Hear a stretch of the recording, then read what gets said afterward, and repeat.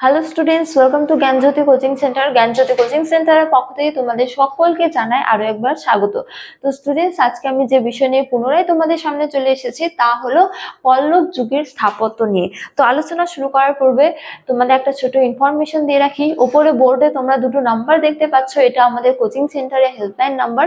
তো আমাদের এখানে তোমাদের অনলাইন ক্লাস নেওয়া হয়, তার সাথে তোমাদের নোটসও প্রদান করা হয়।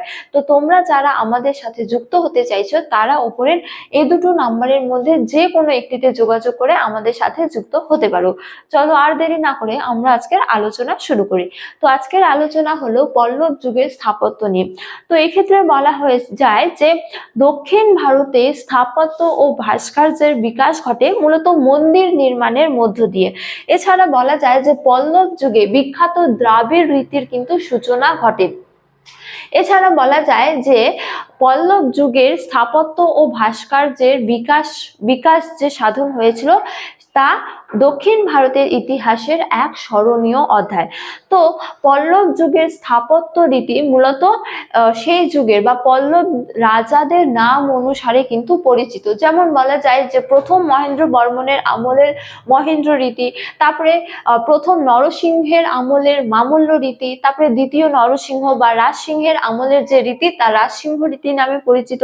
এছাড়া অপরাজিতের আমলে অপরাজিত রীতি ইত্যাদি। তো একে একে আমরা এই বিভিন্ন রীতিগুলির বৈশিষ্ট্য এবং উদাহরণ নিয়ে আলোচনা করব। তো প্রথমে রয়েছে মহেন্দ্র রীতি।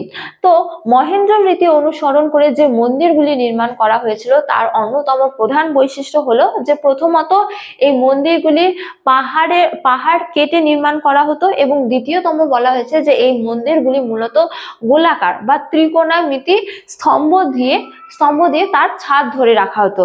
তো এই বৈশিষ্ট্যগুলি অনুসরণ করে যে মন্দিরগুলি নির্মাণ করা হয়েছিল তার মধ্যে অন্যতম হলো কাঞ্চির একাম্বরনাথ মন্দির, তারপর উত্তর আট জেলার ভৈরবকুণ্ডের মন্দির, এছাড়া গুন্টুর জেলার অনন্তশয় মন্দির ইত্যাদি। তারপরে রয়েছে মামল্য রীতি। তো মামল্য রীতির অন্যতম প্রধান বৈশিষ্ট্য হলো যে এই মন্দিরগুলিও মূলত পাহাড় কেটে নির্মাণ করা হতো, তবে পাহাড় কেটে এক খণ্ড পাথর রেখে সেই এক খণ্ড পাথরকে কেটে ছেটে হচ্ছে যে রথের আকৃতিতে মন্দির নির্মাণ করা হতো। তো এই বৈশিষ্ট্য অনুসরণ করে যে মন্দিরগুলি নির্মাণ করা হয়েছিল তা হলো মহাবলীপুরমের পঞ্চপাণ্ডবের পাঁচটি এবং দ্রৌপদীর একটি মন্দির। তারপরে রয়েছে রাজসিংহ রীতি। তো এই রীতির অন্যতম প্রধান বৈশিষ্ট্য হলো যে এখানেও পাহাড় কেটে মন্দির নির্মাণ করা হতো, কিন্তু পাথরের ওপর পাথর রেখে মন্দির নির্মাণ করা হতো।